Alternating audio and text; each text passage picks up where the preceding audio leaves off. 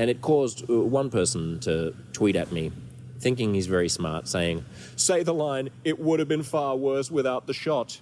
Laughy face, laughy face, laughy face. To which I said, we know that when 1,000 vaccinated people catch COVID, 10 to 30 times fewer of them get seriously sick than the same group unvaccinated. And this experiment has been replicated in real life millions of times all over the globe.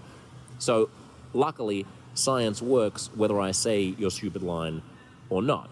And then someone else said, given that the vast majority of under 50s without comorbidities had asymptomatic or mild cases without vaccines, how do you know that the vaccine helped you? And someone else parachuted in and said, this is the argument that nobody touches. To which I replied, nobody touches it because it's an argument nobody denies. Of course I don't know that the vaccine helped me, just as you don't know that washing your hands after you shit definitely saved you from disease.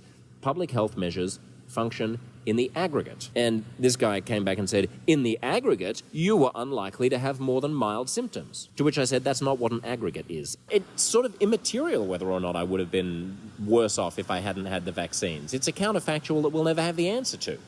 What we know is that if you multiply 1,000 me's and you put them through the experience of having COVID, and 1,500 of them are vaccinated and 500 of them are unvaccinated, you get a very different result. It is like washing hands. I mean, everyone, you can always say, oh, my Uncle Herbie always used to wash his hands, but you know what? He's been on the shitter for a week. He's had explosive diarrhea. Clearly, there was no benefit to washing his hands. No, it just means that washing his hands weren't 100% effective.